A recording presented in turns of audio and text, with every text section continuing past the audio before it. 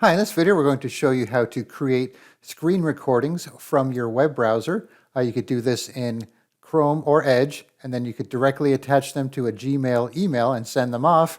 Or you could do things like copy a link and then paste it into a different type of email platform or into an instant message, that type of thing.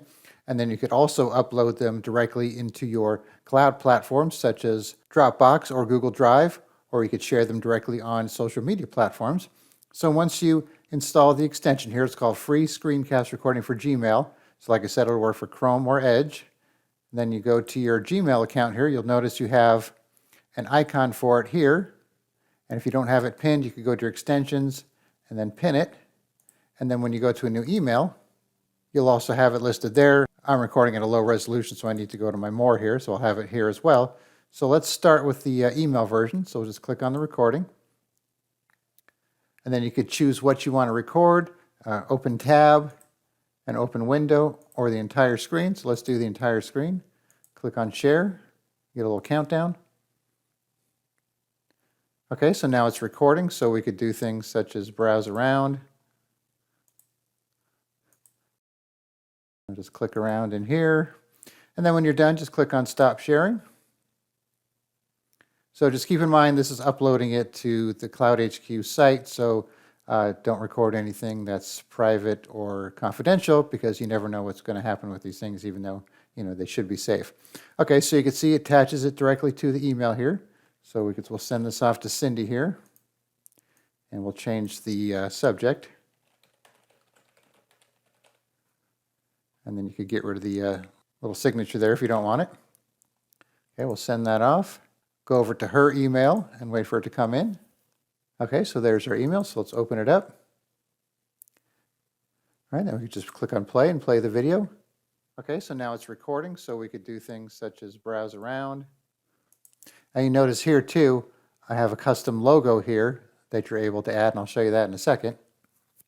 Okay, so let's go back to Chrome here, and let's try the other method right from the browser itself, from the extension. So we'll click on this, and let's do this Chrome tab here. We'll share that. So now it's recording just this Chrome tab. Then I could scroll around in here, go to different pages. Then when I'm done, click on stop.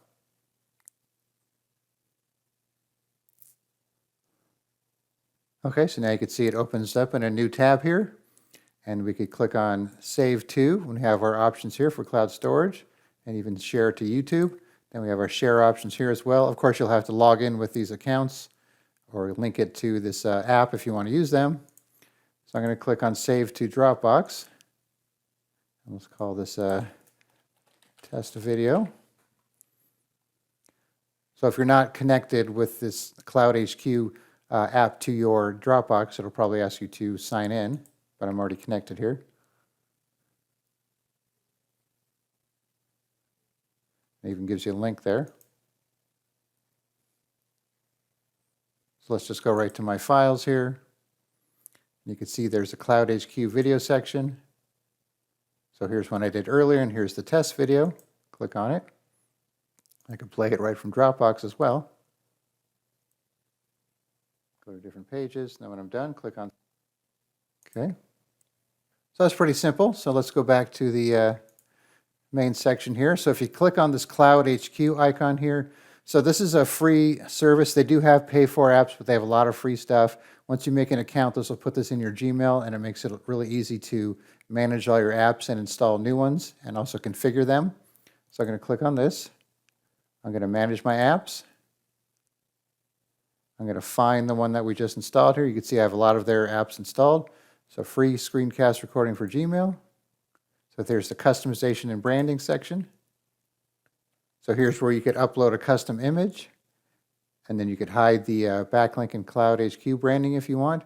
Change the background color. Show a book me link if you want to schedule meetings or that type of thing. And then you could change your text and your text color and your background color. So you can see I changed the background color and the text here and the name, and then uploaded my own logo right there. Okay, so there's a lot of steps to the process, but it is pretty simple once you start playing with it. So I will put a link in the description, and you could try it out for yourself and start recording some videos. All right, thanks for watching, and be sure to subscribe.